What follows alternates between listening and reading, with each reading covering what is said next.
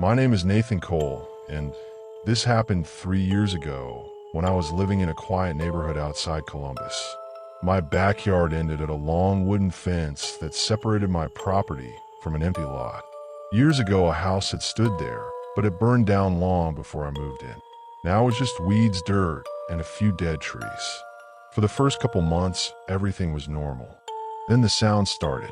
The first time I heard it was around 1:40 a.m. A slow scratching sound, like fingernails dragging across wood. At first I assumed it was an animal. Raccoons were common in the area, so I ignored it and tried to sleep. But the sound kept going. Scrape, scrape, scrape. It moved along the fence slowly, like something was walking beside it. After a few minutes I got up and looked through the back window. The motion light turned on, lighting up most of the yard, but the area near the fence stayed dark. I didn't see anything. The scratching stopped the moment I looked outside. I waited for a minute, then went back to bed. The next night it happened again. Same time, same sound, but this time it lasted longer, and something about it felt deliberate. Scrape, pause, scrape, pause, like someone was slowly dragging their fingers across every single panel of the fence. I grabbed a flashlight and stepped on the back porch. The cold night air hit me instantly. The scratching stopped again. "Hello," I called out. No response. I walked closer to the fence, shining the flashlight along the wood. That's when I noticed something strange. Thin vertical marks across the panels. Fresh scratches. I leaned closer to look, and that's when I realized something that made my stomach drop. The scratches were too high, almost 6 feet up the fence. No raccoon could reach that high. The next few nights were quiet, and I started thinking I had overreacted. Until Friday night. That night the scratching started at 3:12 a.m., louder than before, and faster. Scrape, scrape, scrape, scrape. It sounded like someone was dragging their hands across the entire length of the fence. I jumped out of bed and looked out the window again. The motion light switched on, and for a brief moment, I saw a tall shape moving behind the fence. It disappeared quickly into the darkness of the empty lot. I grabbed the flashlight and ran outside. "Hey," I shouted. No response. I walked to the fence and shined the light through a small gap between the boards. All I could see was dirt and weeds. Then something moved. A shadow standing several feet away, perfectly still, watching me. "Who's there?" I asked. Silence. Then a voice came from the other side of the fence. "Quiet. Close. Too close. I know you're home." My heart started pounding. The voice sounded strange. Flat. Almost like someone trying to imitate how a human talks. "Leave my property," I said. No reply. Then the scratching started again. Right in front of me. From the other side of the fence. Slow. Scrape. Scrape. Scrape. Suddenly something pushed hard against the fence. The wood bent slightly inward. That was enough for me. I ran back into the house and locked every door. I barely slept that night. But what I saw the next morning made everything far worse. Because the scratches weren't only outside the fence. There were scratches on the inside too. Seeing the scratches inside my yard made my stomach twist. They were fresh. Deep lines carved into the wood. Exactly like the ones on the outside. But that was impossible. My gate had been locked all night. No one could have gotten inside. I walked along the fence, slowly examining every mark. Some scratches were low, but many were high again, almost 6 feet. Whatever made them have long fingers, or long nails. That night, I decided I wasn't going to sleep. I turned off the house lights and sat by the back window with a cup of coffee watching the yard. Midnight passed, then 1 a.m. Nothing happened. By 2:30, I started feeling stupid for being scared. But at 3:11 a.m., the scratching returned. This time it was right outside the fence. Slow. Scrape. Scrape. Scrape. I stood up slowly and grabbed the flashlight. When I stepped outside, the sound stopped again. The yard was completely silent. I walked toward the fence carefully. "Listen," I said loudly, trying to sound confident. "If you're back there, I'm calling the police." Silence. Then something appeared at the top of the fence. Fingers. Long, pale fingers slowly curling over the wooden edge. One by one they appeared, like someone was pulling themselves up. I froze. The fingers tightened around the wood. Then a head slowly rose above the fence. The face looked wrong, stretched. The eyes were wide open and completely still. But the smile was too big, unnaturally wide. "What the hell is wrong with you?" I shouted. The thing didn't react. It just stared at me. Then it spoke. "You hear me every night." The voice was the same one I heard before. Flat, emotionless. I backed away and ran inside, grabbing my phone to call the police. But when I looked back through the window, the fence was empty. No fingers, no face, nothing. The police arrived about 20 minutes later and searched the empty lot. They found footprints, but the officer studying them looked confused. "They're barefoot," he said. The prints were long and narrow, pressed deep into the dirt. But what made it strange was the distance between them. The steps were too far apart, like whoever made them had extremely long legs. The footprints continued for about 50 yards, then suddenly stopped. No turns, no trail, just gone, like the person had disappeared. The police assumed someone had been messing with me, but I knew what I saw. For another week, the scratching continued. Every single night. 3:11 a.m. Scrape, scrape, scrape. Then one night, it stopped completely. 2 weeks later, a construction company bought the empty lot and began clearing it to build a house. While digging near the fence line, the workers found something buried underground. Human bones. Several sets. The police later confirmed the remains belonged to multiple people, all buried right along the fence.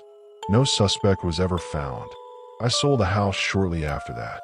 And even now, whenever I hear fingernails scrape across wood, I remember those long fingers slowly curling over the top of that fence, and the way that thing smiled at me in the dark.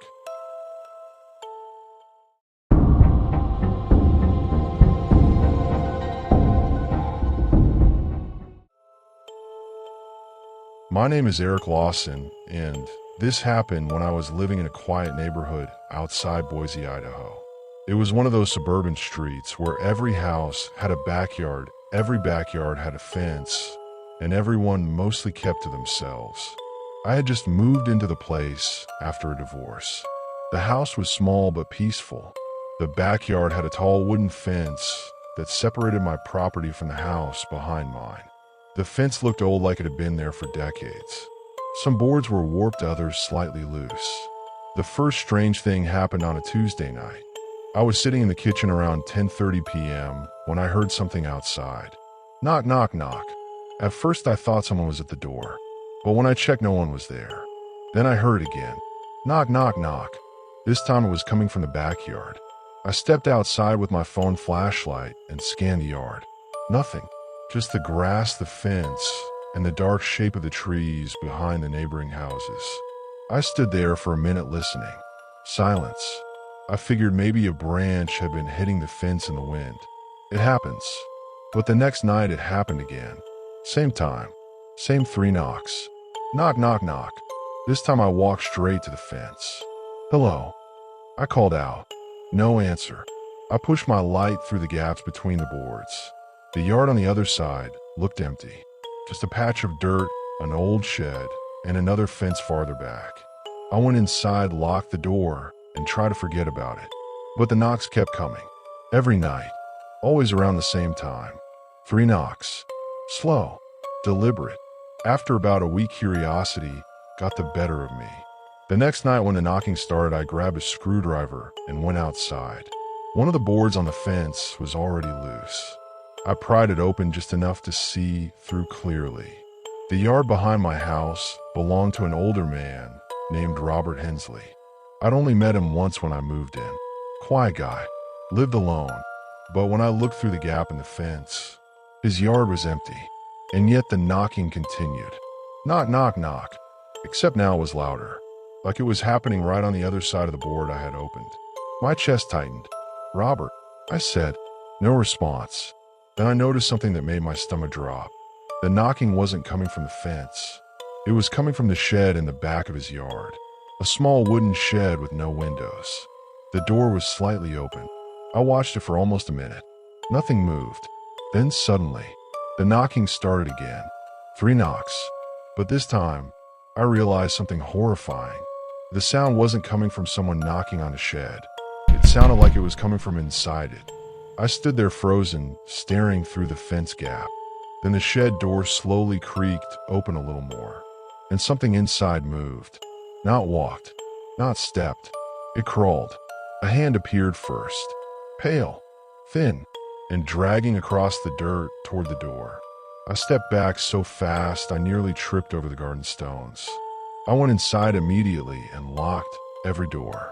The knocking didn't stop that night. It went on for almost an hour. And the worst part, the knocks slowly moved closer to the fence, closer to my yard, closer to me. The next morning I convinced myself I imagined most of it. Lack of sleep, stress, my mind filling in the gaps. But something still bothered me. So around noon I walked around the block to Robert Hensley's house and knocked on his front door. No answer. I knocked again. Still nothing. That's when I noticed something strange. His mailbox was overflowing with letters and newspapers, like no one had checked it for days. A neighbor across the street saw me standing there. "Looking for Robert?" she asked. "Yeah," I said. "I live behind him." Her expression changed immediately. "You didn't hear?" "Hear what?" She walked closer, lowering her voice. "Robert died about 2 weeks ago." My stomach dropped. "What?" "Heart attack," she said. "Paramedics came late at night. They took him out on a stretcher." I felt the hair on my arms stand up. "Did he live alone?" "As far as I know," she said. "Why?" I forced a smile and said it was nothing, but my mind was racing. If Robert died 2 weeks ago, then who or what was in that shed? That night, I tried to ignore the fear, but around 10:30 p.m., it started again. Knock, knock, knock. I sat frozen on my couch. The sound came again, this time louder. Knock, knock, knock. I forced myself to look through the back window. The yard was dark, but something was moving near the fence. Slow, low to the ground. I grabbed a flashlight and stepped onto the porch. The moment the light hit the fence, the knocking stopped.